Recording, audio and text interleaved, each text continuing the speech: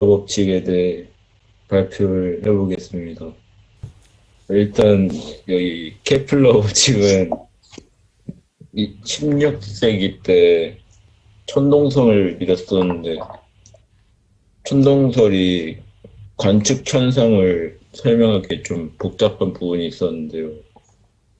그거를 해결하기 위해서 지동설을 주장했습니다. 코페르니쿠스가.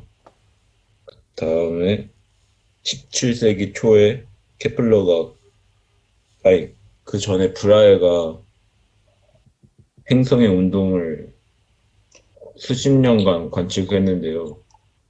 그 자료를 케플러가 17세기 초에 물려받아서 세 가지 법칙을 발표했습니다. 그게 일단 이렇게 세 가지 법칙이 있고요. 먼저 제1법칙부터 설명을 하자면 제1법칙은 타원 궤도 법칙이라고도 합니다. 제1법칙에 의하면 태양은 원의 중심이 아니라 한 초점입니다. 타원의 초점처럼 이렇게 초점이 하나 두 개 있는 거고요. 가장 가까울 때를 근일점, 멀 때를 원일점이라고 합니다. 이 중심에서부터 원일점 혹은 근일점까지의 거리를 긴 반지름이라고 하고요. 수성을 제외한 대부분의 행성들이 이 초점 사이가 매우 짧아서 원 궤도에 가까운 운동을 한다고 합니다. 제2법칙으로 넘어가겠습니다. 일단 제2법칙은 면적 속도 일정 법칙이라고도 하는데요.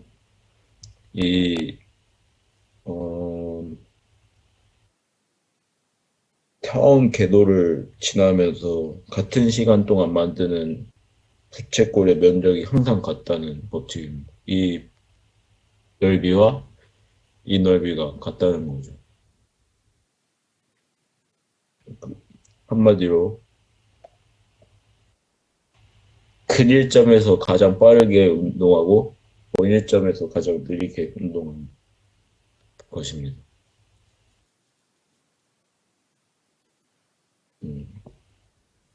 제3법칙은요. 이게 제3법칙인데요. 태양으로부터 먼 행성일수록 공전 주기가 커진다는 것을 정량적으로 설명한 것입니다.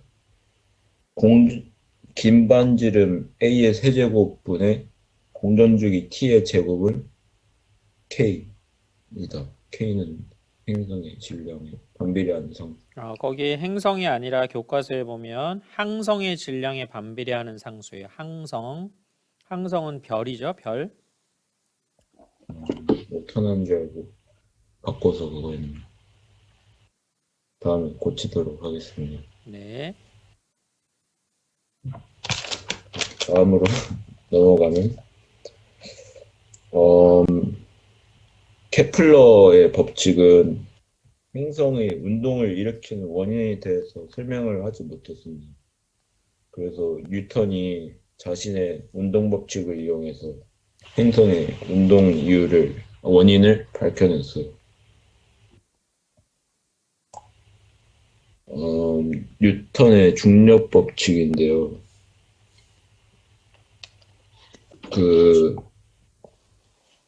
태양과 행성의 질량이 원인이 되어서 서로 끌어당기는 힘이 나타나는데 이 힘이 구심력 역할을 한다는 것을 알아내었고 이 힘이 지구가 물체를 잡아당기는 힘과 같은 종류라는 힘도 밝혀냈습니다. 그리고 이를 중력이라고 했고요. 질량이 각각 M1과 M2인 두 물체의 거리를 R만큼 떨어져 있을 때 두 물체 사이에는 두 물체의 질량의 곱에 비례하고 두 물체 사이의 거리의 제곱에 반비례하는 인력이 작용합니다. 이게 뉴턴의 중력 법칙이고요. 그걸 식으로 하면 이렇습니다. G는 중력산소 G고요. 이게 아주 작다고 그러더라고요. 네.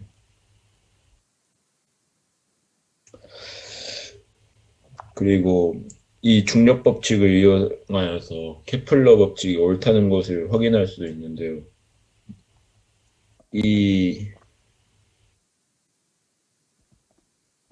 태양과 행성의 질량을 각각 mm이라고 하고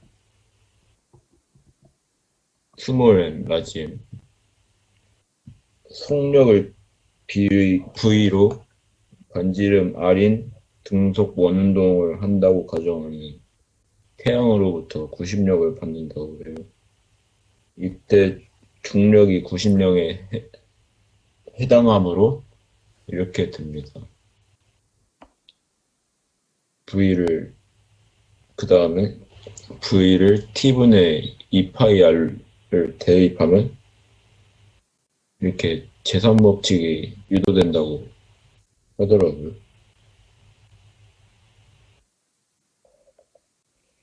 그래서 케플러 제3법칙은 뉴턴의 중력법칙을 만족한다는 것을 알 수 있습니다.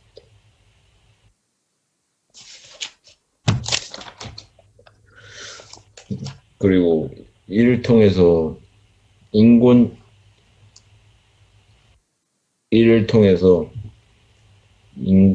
위성의 운동도 밝혀낼 수 있었는데요. 지구의 질량을 라지 m, 그 물체의 질량을 스몰 m, 반지름을 r이라고 하면 중력 법칙에 따라 이 양의 중력을 받는다고 합니다. 이때 뉴턴의 제2법칙에 따라서 이렇게 성립이 되거든요. 그러면 이거 m을 또 약분하면 이렇게 정리가 됩니다. 여기서 G를 중력 가속도라고 하면서 라고 하고 지구에서는 약 9.8m/s입니다. 그러므로 인공위성이 지구를 돌 수 있는 겁니다. 교과서 38쪽 보고 또 오늘 세연이가 발표한 PPT 자료 잘 나와 있으니까 그 자료를 보면서 하도록 하겠습니다.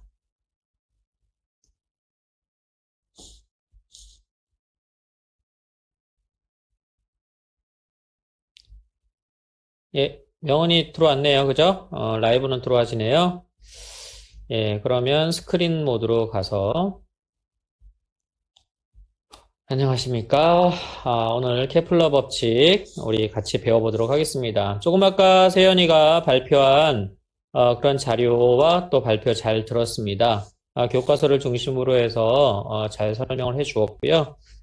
차근차근히 다시 한번 보도록 하겠습니다. 교과서의 도입 영상 같이 보도록 하겠습니다.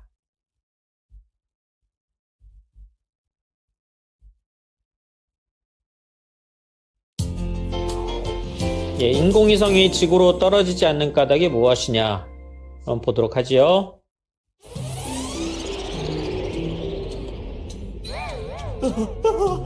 나 지구로 떨어질 것 같아.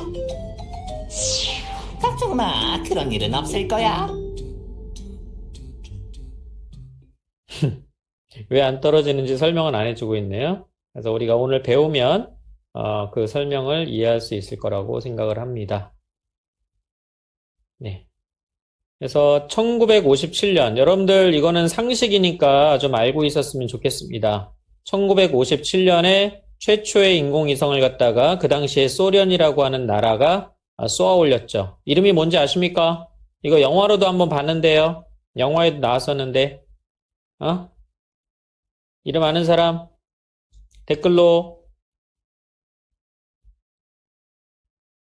1957년 인류 최초, 세계 최초의 인공위성을 그 당시 소련이 발사를 했었습니다. 이름이 뭐죠? 스푸트니크라고 해야 되나요? 스푸트니크? 스푸트니크5를 발사를 했죠. 맞습니다. 요거를 발사를 해서, 미국이 뒤집어졌죠. 자기네들이, 제일 발전된 줄 알았는데 소련이 먼저 인공위성을 발사를 하는 바람에, 그다음부터 이제 그 우주 경쟁이 시작되는 거예요. 그래서 우주 경쟁이 시작돼서 1969년도에 미국이 최초로 달 착륙을 하죠. 아폴로 11호를 통해 가지고 이런 식으로 해서 소련과 미국의 우주 경쟁이 시작되는 것입니다. 그래서 인공위성이 최초로 1957년에 발사된 이후로 지금 6,000개가 넘는 인공위성이 쏘아 올려졌다고 합니다. 지금은 더 많겠죠. 그래서 지금 이 중에는 뭐 기능을 다 해가지고 뭐 진짜 우주 쓰레기라고 하는 이름으로 지금 이렇게 떠돌이 생활을 하는 그러한 것들도 많이 있다고 하죠. 어쨌든 이것이 왜 지구로 떨어지지 않느냐라고 하는 부분들 한번 오늘 통해서 한번 보도록 하죠. 생생 개념 영상 보도록 하겠습니다.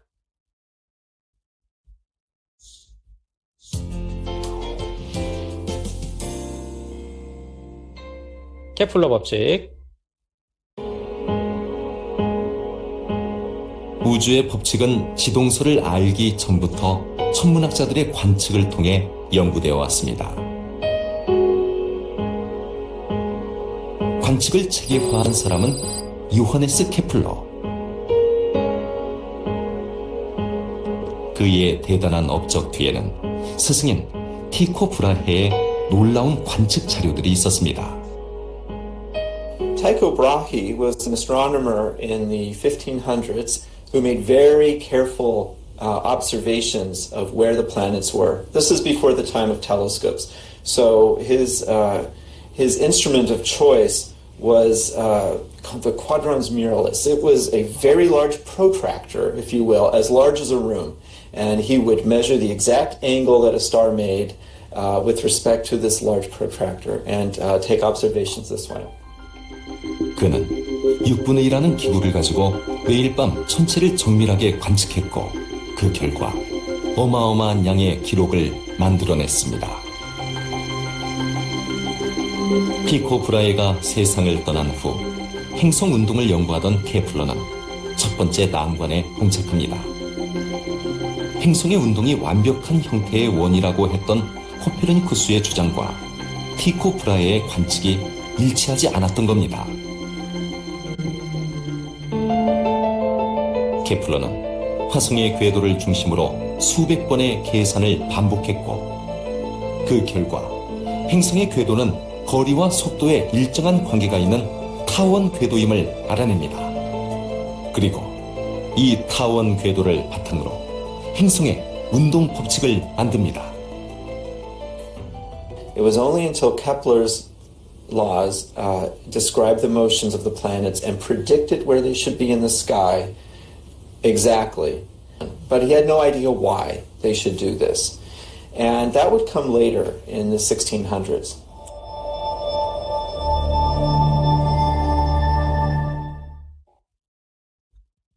네, 잘 봤죠? 예. 지금, 누구죠? 티코 브라헤는, 1500년대 사람이에요. 지금 여기 보면 16세기 중엽이라고 그랬으니까 이게 지금 1500년대 중엽이라는 거죠. 그죠? 그래서 이때까지는 천동설을 믿었단 말이죠. 이제 요때쯤에서 이제 막 코페르니쿠스 막 나오고 지동설이 이제 처음 나올 때니까 사람들이 지동설을 믿는 건 아니죠. 처음 나올 때는. 어쨌든 그동안 1000년 동안 천동설을 믿어오고 있는 상황인데, 근데, 코페르니쿠스가 이제 지동설을 주장하기 시작했고, 그 다음에, 티코 브라헤라는 사람이 그 당시에 수십 년간 행성의 운동을 관측했다. 수십 년간. 자기 일생을 통해서. 근데 여러분들 순서적으로 보면, 갈릴레이 시대 때, 갈릴레이가 최초로 망원경을 발명하잖아요. 그러니까 이 전의 사람이에요. 티코 브라헤는. 이 전의 사람인 거예요. 그러니까 망원경이 없었던 시대죠. 맨눈으로 관측한 거죠. 맨눈으로. 맨눈으로 물론 무슨 아까 각도기라고 하는 도구를 사용해가지고 방 크기만한 각도기를 사용해가지고 뭐 이렇게 관측을 했지만 어쨌든 맨눈으로 일생 동안 즉 수십 년간이라는 건 일생 동안 밤하늘의 별들을 관측해서 매일같이 그거를 점을 찍어서 어디 위치에 뭐가 있다 뭐 이런 것들을 가서 매일같이 오늘 1일, 2일, 3일 이런 것들을 자료를 남겨놓은 거죠. 차례차례. 그럼 조금씩 자료들이 이제 변해가는 것들도 이제 거기 기록이 됐겠죠. 그 수십 년간의 자료를 그 다음 제자인 케플러가 이제 분석을 하기 시작한 거죠. 데이터 분석. 케플러는 수학의 천재. 스승 브라이는 관측의 천재. 브라이는 관측의 천재고 케플러는 수학의 천재였어요. 수십 년간 스승이 남긴 그 방대한 자료를 갖다가 케플러는 수십 년간 자기 일생을 통해서 분석하기 시작한 거예요.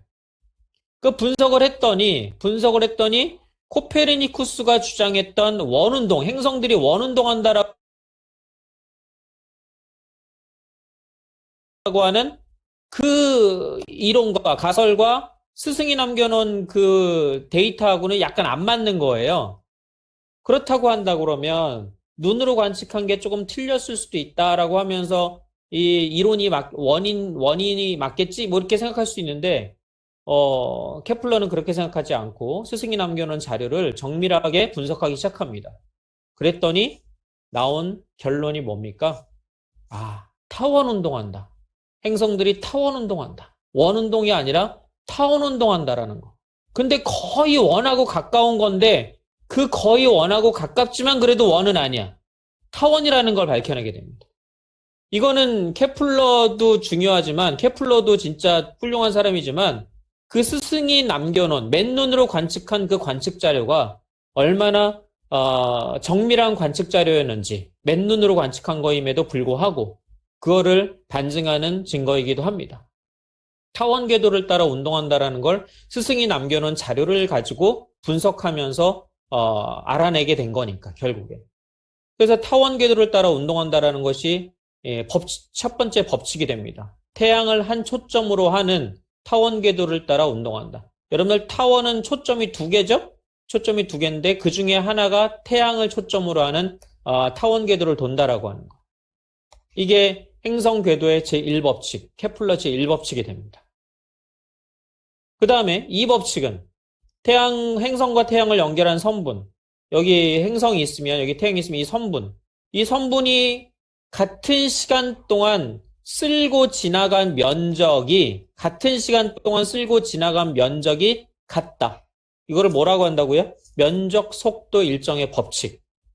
그러려면 태양과 가까운 쪽을 공전할 때, 행성이 태양과 가까운 쪽을 공전할 때 제일 많이 이동했잖아요? 그 얘기는 뭐야? 제일 빠르다. 요 이동하는 속도가 제일 빠르다. 얘는 뭐야? 느리죠. 그렇지만 쓸고 지나간 면적은 어때? 쓸고 지나간 면적은 같은 거예요. 같으려니까 어때요? 원일점에서는 제일 느리고 근일점에서는 제일 빠를 수밖에 없는 거죠. 여기가 근일점에서는 제일 빠르고 근일점에서는 제일 빠르고 원일점에서는 제일 느릴 수밖에 없는 거예요. 느리다.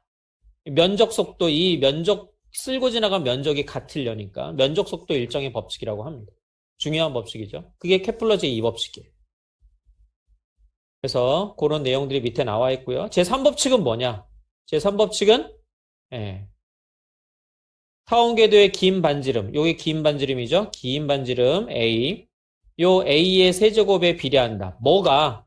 행성의 공전주기. 한 바퀴 도는데 걸리는 시간이 주기죠. 공전주기의 제곱은 장반경이라고 하죠. 장반경. 긴 반지름의 세제곱에 비례한다. K는 상수고요. 상수. 그래서 아까 세연이가 남겨준 자료에는 이렇게 했었죠. 이렇게 했었죠. 이게 이제 항성과 관련된 상수라고 아까 나왔던 내용이었고요. 여기 항성의 질량에 반비례하는 상수다 해서 나왔는데 3법칙은 주기의 제곱은 장반경의 세제곱에 비례한다라고 하는 그 관계입니다. 이 세 가지 케플러 법칙은 꼭 알고 있어야 되는 내용이고요. 여러분들이 정리를 해 놔야 되겠습니다. 그 다음에, 참고로 그 태양과 지구까지의 거리가 1.55 곱하기 1억 5천만 킬로미터인데, 이거를 숫자로 쓰려고 그러면 너무 길겠죠? 그래서 1AU. 이걸 기준으로 해가지고 1AU라고 하자.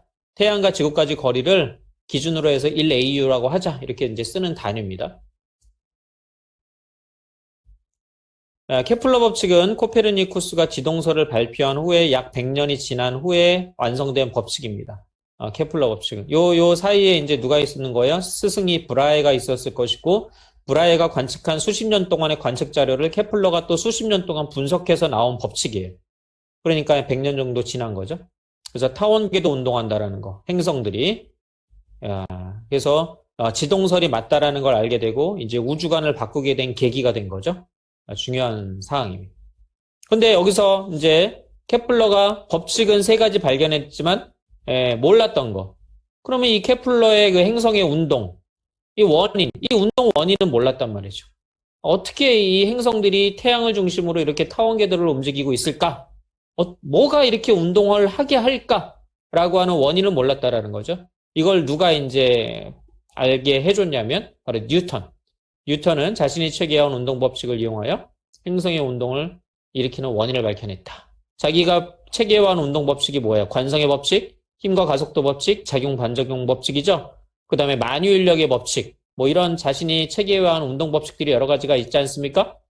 그 법칙들을 이용하여 이 원인을 밝혀내게 된 거죠. 뉴턴은 케플러 이후의 사람입니다. 케플러 이후에 갈릴레이가 있을 것이고요. 갈릴레이 망원경 발견한 사람이고, 그 다음에 그 다음에 뉴턴이 나온 사람이죠. 뉴턴. 순서가 그렇게 됩니다. 그래서 그 다음 페이지를 보시면 뉴턴의 중력 법칙. 뉴턴의 중력 법칙이라기도 하지만 만유인력 법칙이라고도 하죠. 그래서 어떤 영상이 또 나와 있는지 한번 보도록 하겠습니다.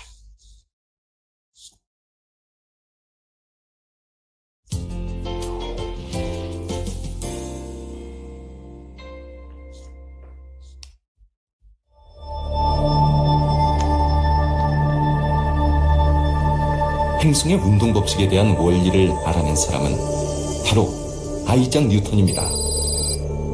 그는 케플러가 관찰을 통해 찾은 운동 법칙을 이론으로 설명했습니다. 영국의 왕립학회, 이곳에는 갈릴레오 케플러가 시작한 천문학의 혁명을 완성시키는 뉴턴의 위대한 책이 있습니다. 1687년에 출판된 프린키피아.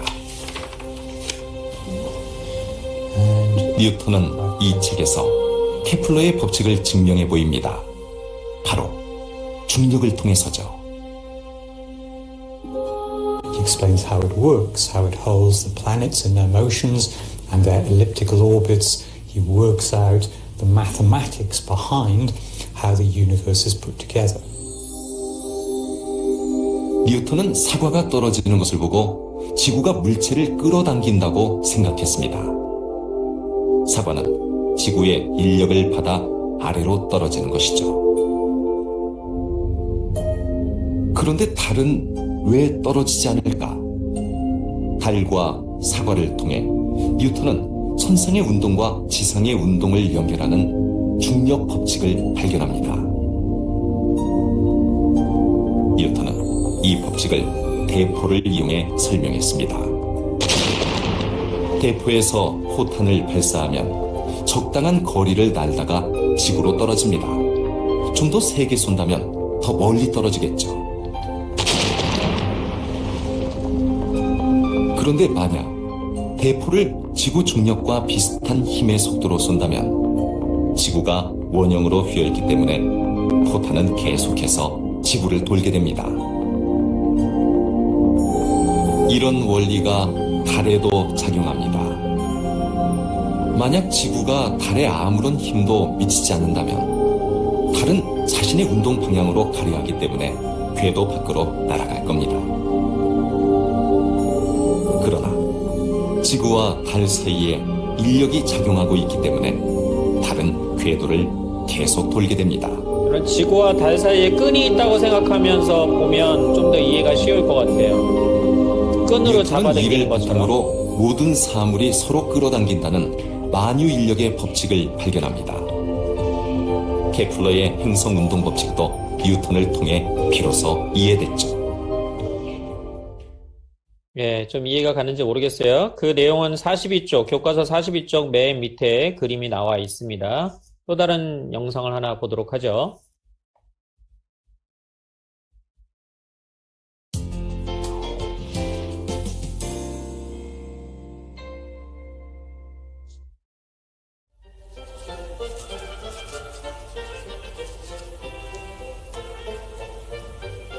뉴턴은 커다란 달도 사과와 마찬가지로 지구를 향해 떨어지고 있다는 것을 밝혀냅니다.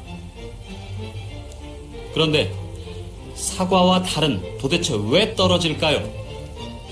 뉴턴은 서로 잡아당기는 힘 때문이라고 생각했습니다. 그래서 하나의 법칙을 만들죠. 뉴턴의 방정식은 복잡해 보이지만 사실 말로 풀어내면 단순합니다. 여기 두 물체가 있습니다. 이 두 물체는 서로 잡아당깁니다. 그 힘은 물체의 질량이 클수록 세집니다. 즉, 이 호두와 사과의 질량이 커질수록 잡아당기는 힘이 세진다는 말입니다. 그리고 둘 사이 거리는 가까울수록 힘이 세집니다. 멀어질수록 약해지죠. 정확히는 거리의 제곱에 반비례합니다.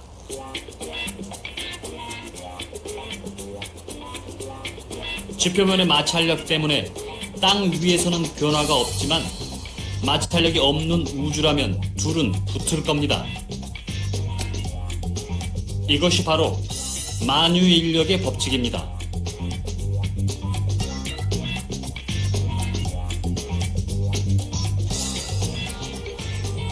뉴턴은 이 사실을 어떻게 증명했을까요?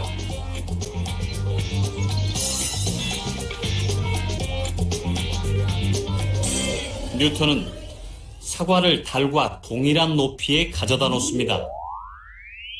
달은 운동 상태를 유지하려는 관성의 법칙에 따라 직선으로 이동합니다.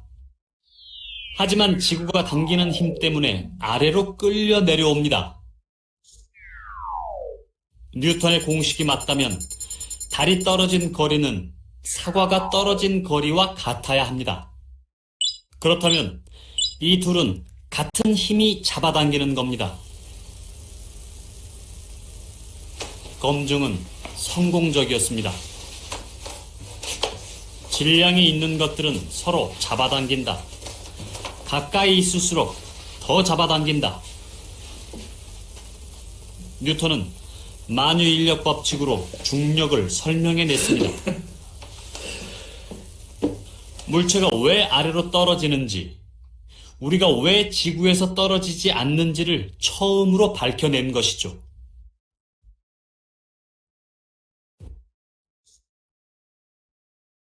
네, 여기까지 오늘은 하고요. 내일 다시 뉴턴의 중력 법칙을 설명해 보도록 하겠습니다. 오늘 여러분들 수업하느라고 수고 많았고 다음 시간에 보도록 하겠습니다. 안녕.